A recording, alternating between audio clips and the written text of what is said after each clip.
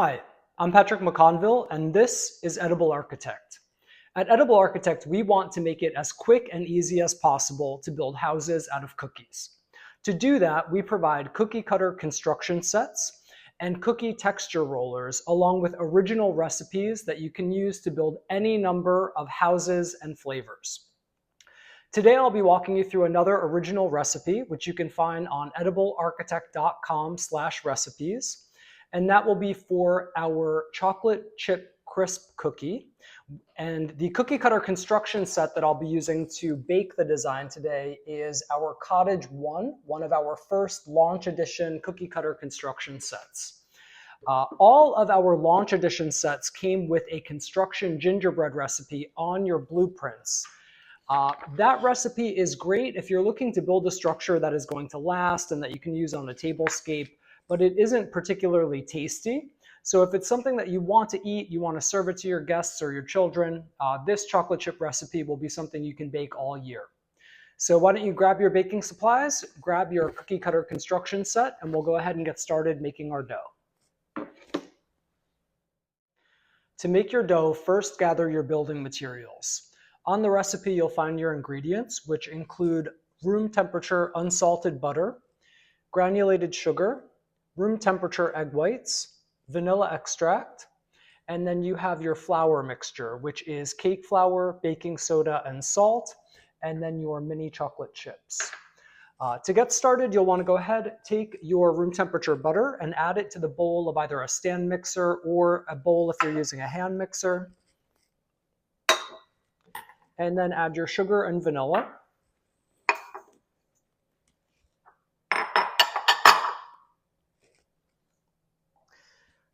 And then you want to beat those together using a paddle attachment for your stand mixer or a hand mixer until the sugar has completely been creamed into the butter.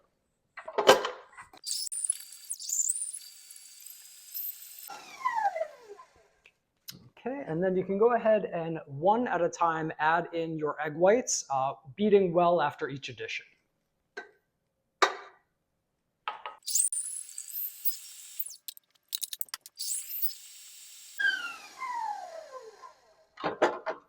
Okay, and at this point, once you've incorporated your egg whites into the butter and sugar mixture, you can grab your flour mixture. I usually whisk everything together just to make sure that it's pretty uniform. And then in about 1/4 cup increments, add that to the stand mixer or your hand mixer bowl and incorporate that until you have all of the dough fully incorporated. If you're not using a stand mixer, if you are using a hand mixer, you may need to finish mixing by hand toward the end because the dough will get nice and crumbly. It is a drier dough, but it will stick together when you pinch it between your fingers. So go ahead, add in that flour, and then once you have everything mixed together, we'll start kneading our dough.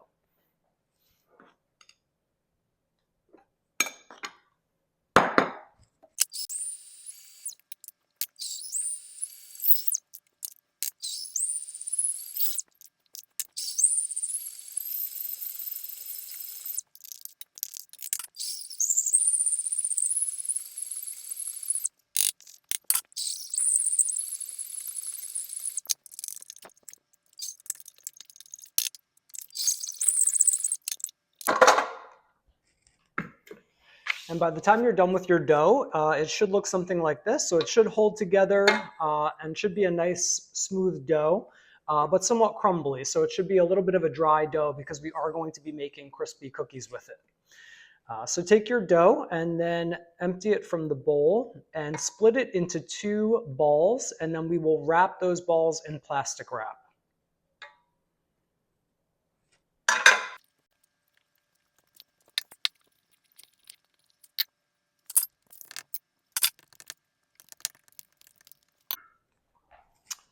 Okay, and we now have our 2 dough balls. So you can go ahead, wrap those in plastic wrap, and then your dough can either be used right away or you can put it in the fridge for up to 24 hours before you make your cookies.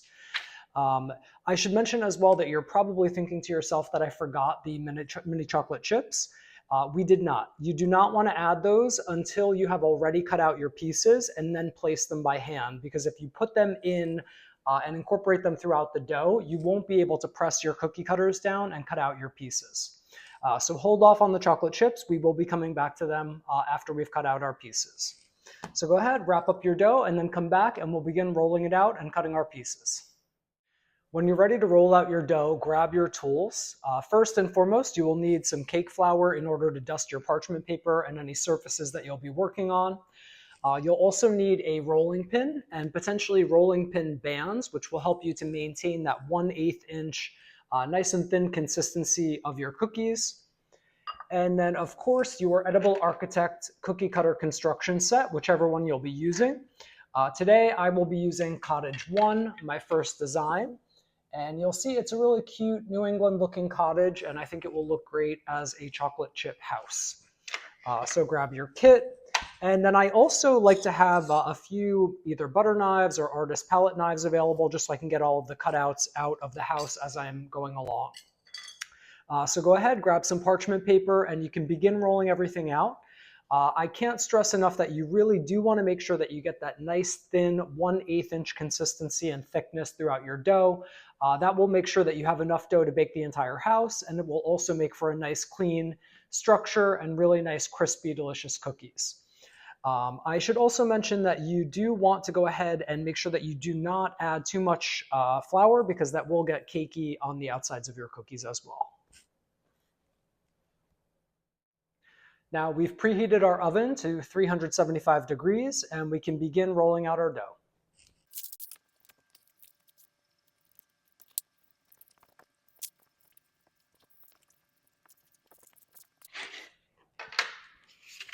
Okay, and once you've rolled your dough out to that 1/8 inch thickness, grab your first cookie cutter piece. I will be beginning with the front wall, and you can add some flour.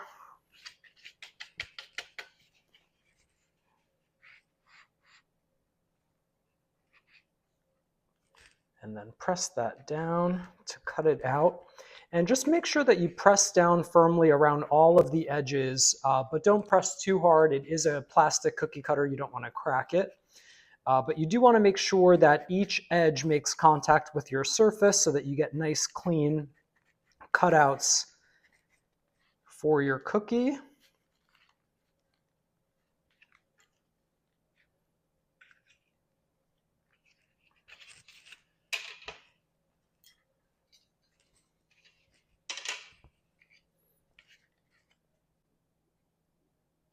And for certain pieces, you will need two. So make sure that you consult your build plan on the back of your blueprints and make sure that you make the right number of pieces. So for example, for Cottage 1, you will need 2 each of the dormer side walls, the dormer front walls, the dormer roof. You'll also need 2 of each of the side walls, and then 2 each of the front and sides of the chimney. So just make sure that you're making the right number of pieces. And again, you can double check your blueprints, find your build plan, and you'll find that information there.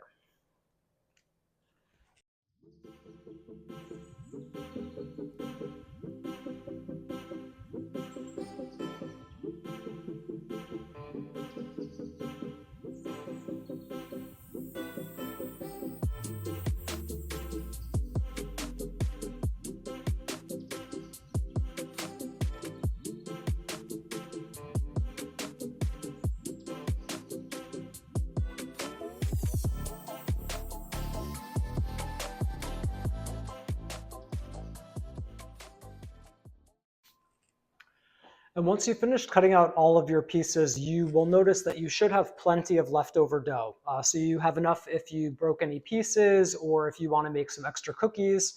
If you want to make some extra decorative cookies that you can use royal icing to glue onto the outside of the house.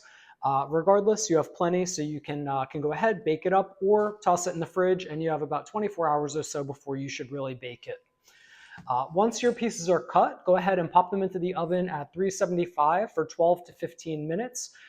Do keep an eye on them around the 10-minute mark though, because every oven is different and you don't want them to get too golden.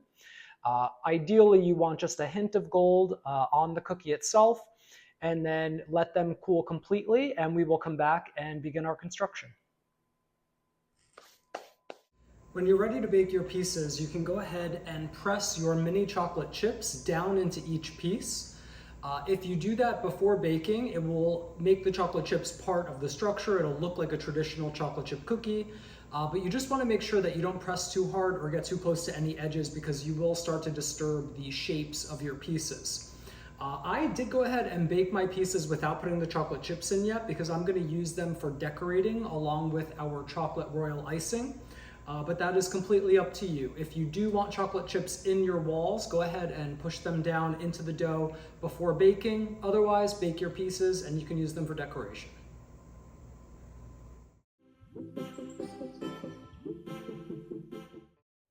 Once you've baked all of your pieces and you're waiting for them to cool, you want them to cool for approximately 10 minutes. You can prepare the mortar, which is what you will be using to put the house together.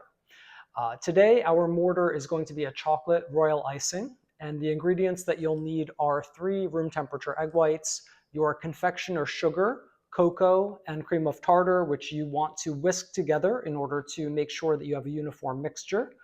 And then you will want either a pastry bag or a Ziploc bag so that you can put your icing inside and then use that to squeeze and pipe the icing onto the parts of the house so that you can put it together. So go ahead and either in your bowl, if you're using a hand mixer, or in the bowl of a stand mixer, add your room temperature egg whites. And it is critical that they be room temperature. And then go ahead and turn your mixer on high and whisk those for approximately 2 to 3 minutes until they're nice and foamy.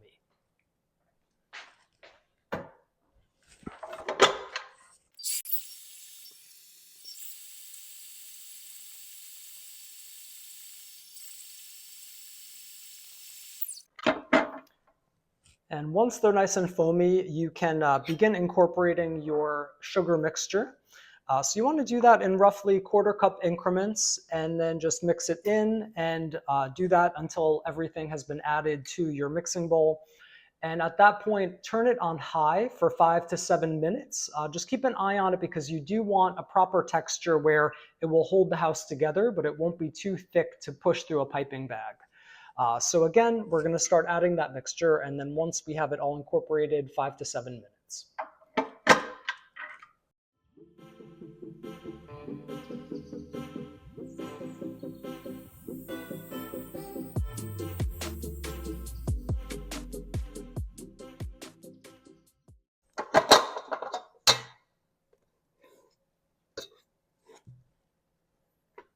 Okay, and you want icing that is roughly this consistency. So not runny, but also not too thick that you won't be able to work with it. So go ahead and take your icing and transfer it to either your piping bag or your Ziploc bag if you'll be using a Ziploc bag, because you will be using that in order to pipe the icing onto the cookies to build your house.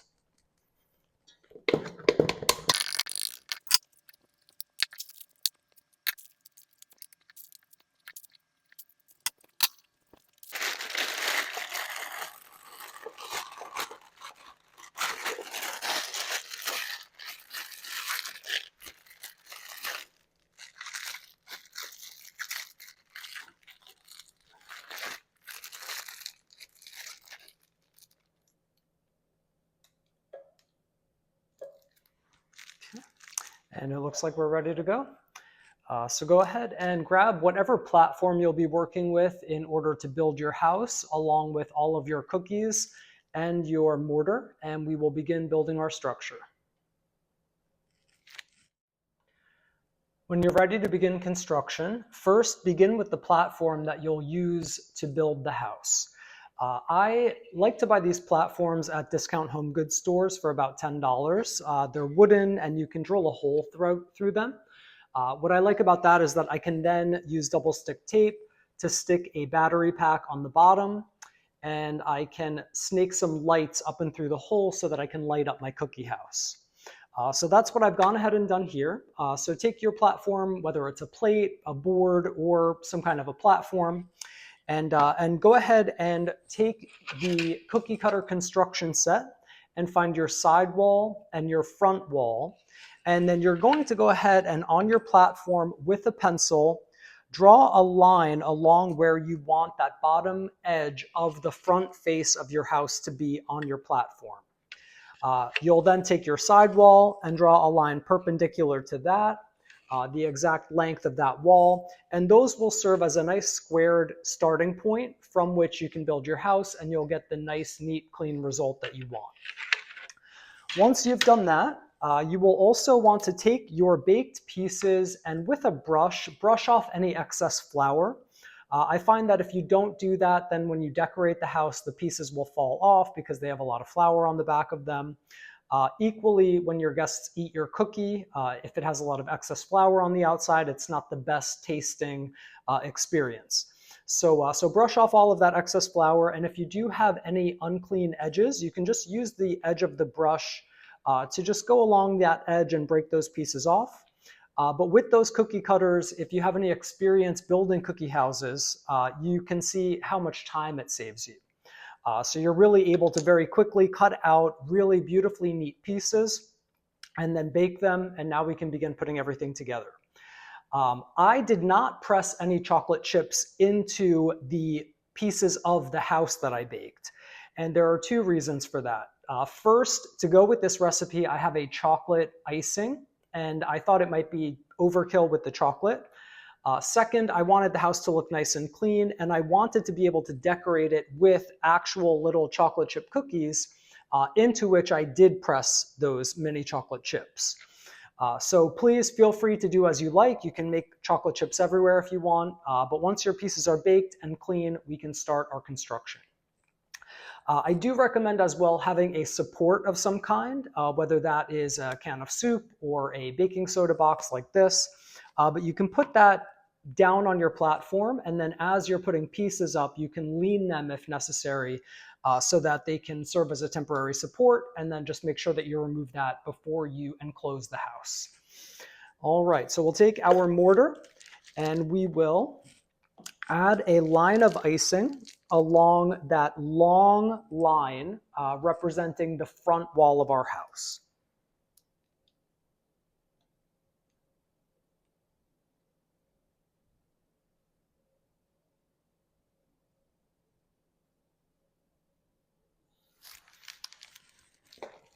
And then for cottage 1, we will take our front wall. If you're building cottage 2, your front wall just looks a little bit different.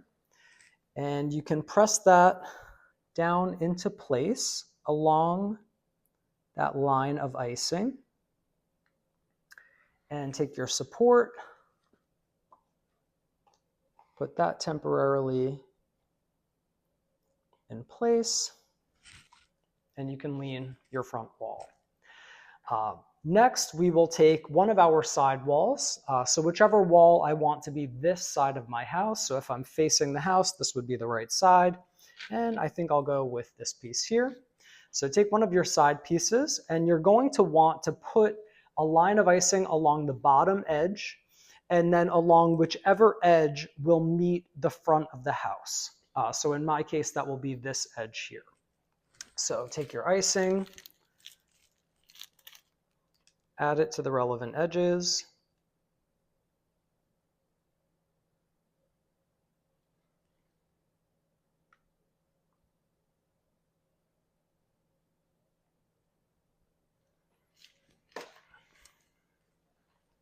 And then you want to press that down into place along that shorter line that you drew perpendicular to the front wall of your house. So I'm just going to move my support here, lean my wall forward, and then join the wall to that line and to that front wall of the house and form a nice, clean, squared edge. And my walls will stand on their own now. So I will remove my support, and you'll see that we have the front two walls, or first two walls rather, of our house built. At this stage, I'm going to put the chimney and dormer together so that they will have adequate time to dry before we put them on top of the house. To build your dormer, begin with the front of the dormer. If you have cottage 2, yours will just have a different window. And then you want to add a line of icing along either side.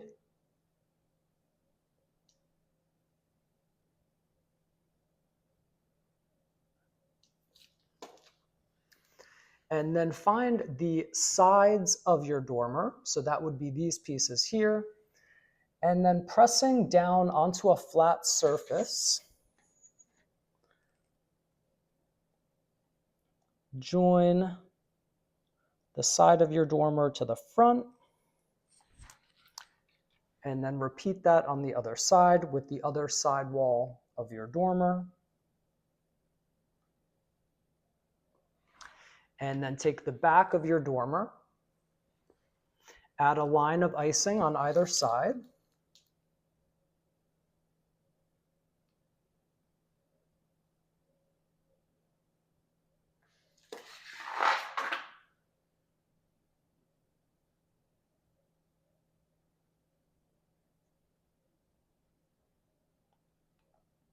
and then just pinch the corners together so that you have squared edges.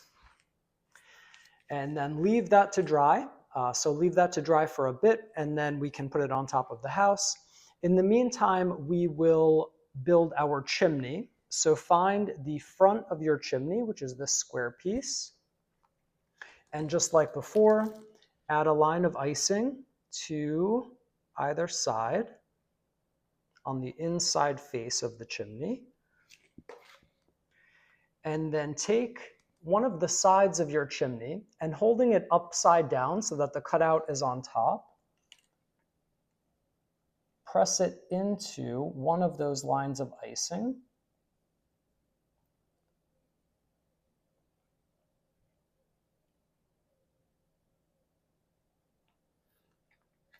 And then repeat on the other side.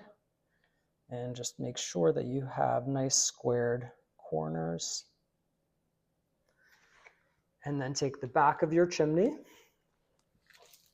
add a line of icing on either side of the inside face of the chimney.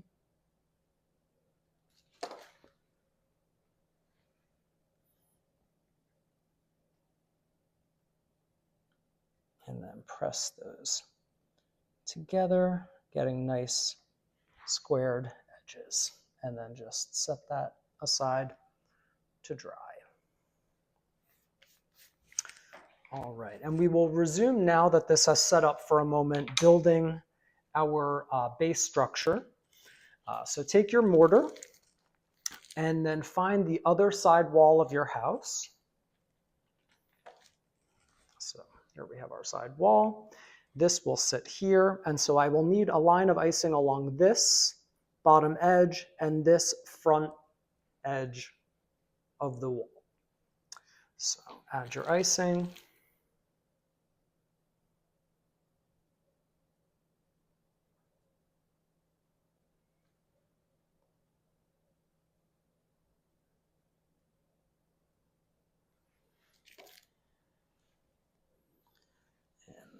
Press that down into place. Again, joining your corners and making sure that you have nice, clean, squared edges.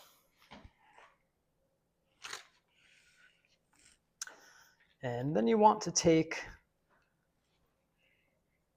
the front faces of either side wall and add a line of icing to either front edge.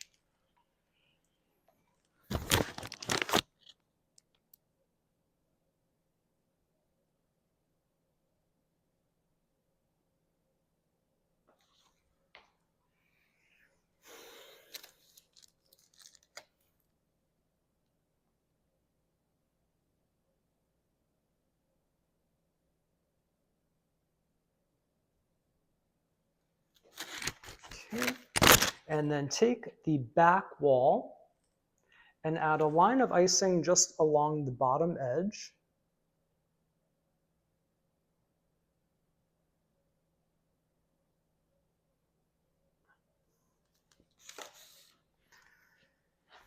And then you can press that down into place and join the two side walls, making squared corners and squeezing all of your edges together, because we want a really nice squared house. Okay.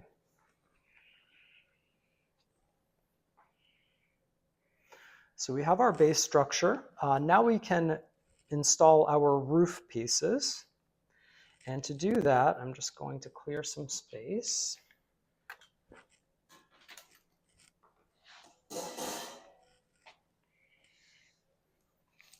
And to begin, we want to start with the back of the house. So we're going to install the back roof first, and then we will install the front roof overlapping the back roof.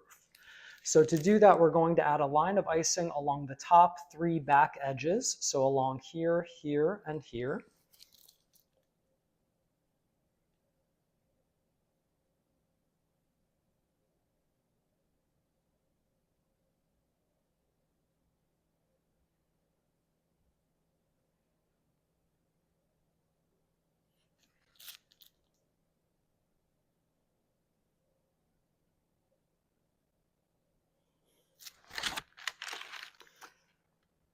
And then take one of your roof pieces, whichever piece you want to be the back of your roof. So if you have a piece that's imperfect, use that one. And then press that down into place over those 3 edges. And you want to just make sure that at the top, at the peak of the roof, that the roof does not protrude beyond the side wall peak. So you just want to make sure that that doesn't come up and over the peak of the side walls. And just hold that for a moment, press it down. And we have our back roof installed. We can now give that a moment and then install our front roof.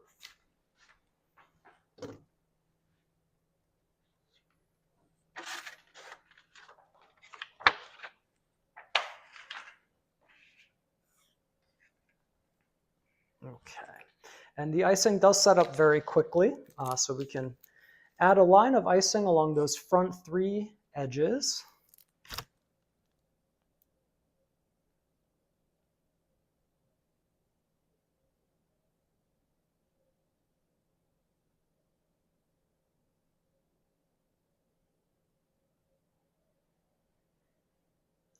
And then along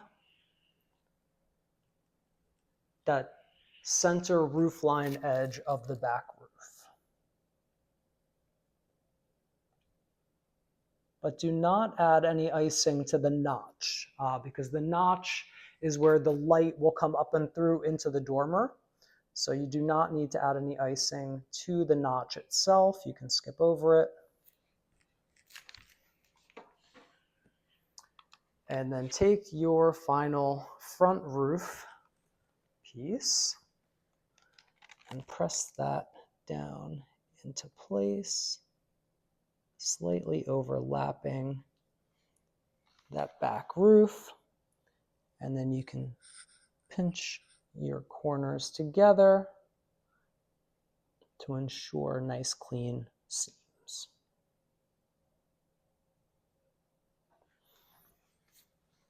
And we have an enclosed structure.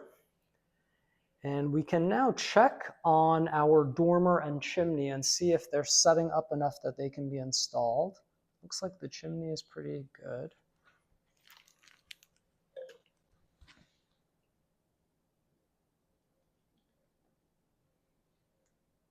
Okay, looks pretty good. So for the dormer, we're going to invert the dormer and add icing to all 4 bottom edges.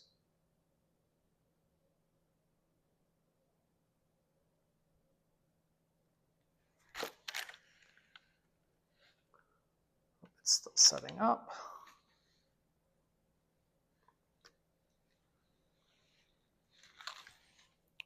And then press that down and into place over the notch. So you want to center the dormer over the notch so that the light will come up and through the top windows as well. And then we will just give this a moment to set up.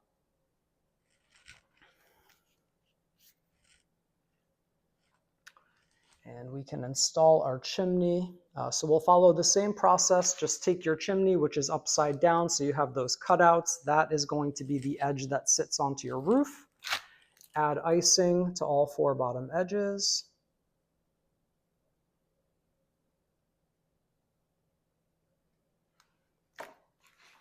And then place the chimney wherever you'd like along your roof line. So I'll put mine right here.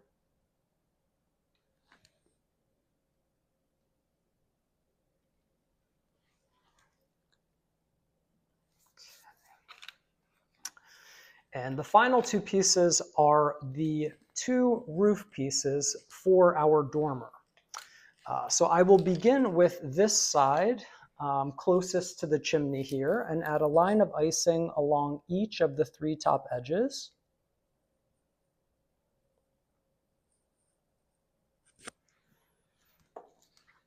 And then take one of your dormer roof pieces and press that down into place.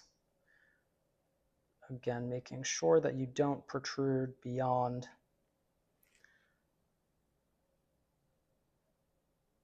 the peak of the front and back of the dormer. And then add icing to the 4 remaining edges. So those 4 top edges.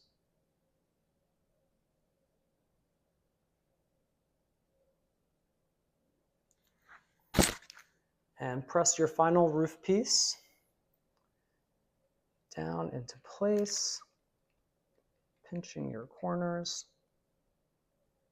and squaring everything off.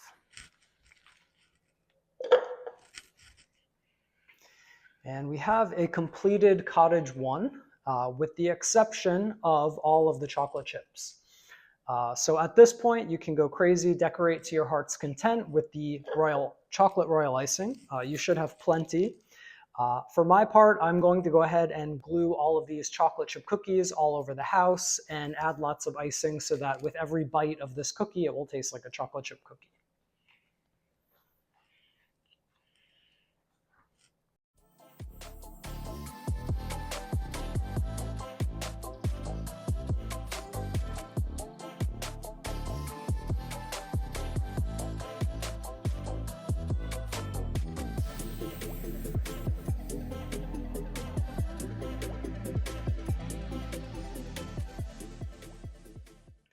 When you finish decorating your cottage 1, if you baked it in the chocolate chip cookie recipe, you may have something that looks like this. And after gluing on all of the chocolate chips, I actually am happy I didn't put chocolate chips throughout. I think it makes the cookies stand out, and I think people will rip them off. And I think that the best way to serve this is probably with vanilla ice cream. As a final step, we can go ahead and, because I inserted that battery light pack earlier, we can turn it on, light it up, and there we have cottage 1. So a really versatile design. You've seen maybe other videos where I have used airbrush food coloring to make it look really realistic, but I think that this cookie motif is really, really cute, and it smells amazing, so I can't wait to eat it. When you're finished with your Edible Architect cookie cutter construction set, in this case, again, we baked cottage 1.